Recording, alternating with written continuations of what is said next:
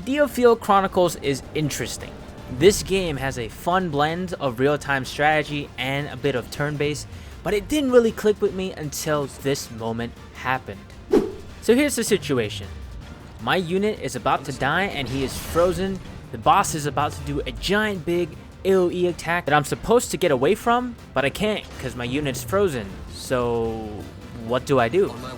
Well, I could disrupt the boss with a stun, except in this scenario I can't. You see the little icon on top of the boss's head? Well, I used a stunning move to stop the boss from summoning additional enemies just a little while back before this clip actually. So when a boss is stunned, they will become immune to stuns for a period of time, meaning right now I can't stun the boss. So I guess I'm SOL, right? Well, let's look around, see what else we can do. So I tried to calculate if I could one-shot the boss, and it wasn't looking very possible. I could try to heal the unit and live as best I can, but on hard mode, I'm assuming I'm gonna die. So I'm gonna let the clip play out, and you'll see what happens. I'll clear a path.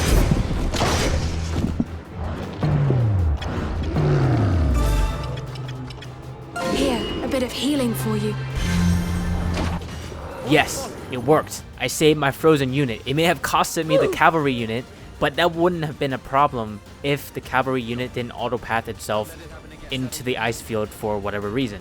So, by swapping places with the cavalry unit and the boss, I was able to smartly get around the limitation of the stun and save my frozen unit.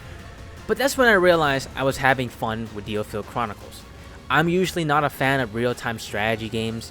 The most I'll dabble into it is like MOBA games, like League of Legends or something.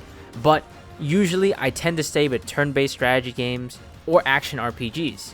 If you want to know the one simple trick that the developer uses to keep somebody like me who enjoys character action games and faster games engaged, well, before I tell you, support your boy, give this video a like, and consider subscribing for more content. With that out the way, let's talk about it. It really is masterful how simple it is. This one trick that they use, and that is individual unit agency. The game has a small roster of deployable active units on a field.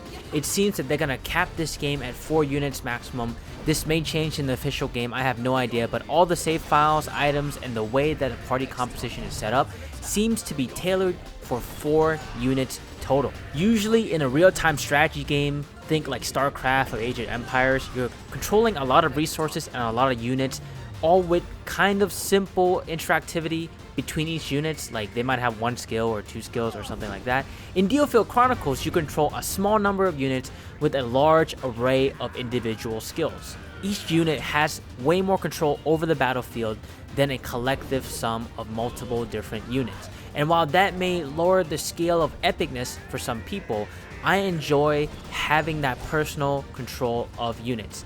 I found myself controlling an individual unit's actions all the time, repositioning them all the time, having them use skills to interrupt enemies all the time or reposition themselves, or even messing with enemy placements using skills or just controlling how the AI thinks into making them fall into my unit's area of effect damage. And that's always fun, right? That's some synergistic feel. The gameplay itself is simple. The understanding of the game is pretty simple, but the way in which it can be utilized in tandem with one another is gonna really open up the game, and I'm really excited to see what kind of new mission scenarios they'll present to us when the full game drops. Because the scenario that you saw of my cavalry risking his life to save the assassin, that memorable moment for me is just the first chapter. There's so much potential here, and I'm really excited to see what else DioField Chronicle has in store for us.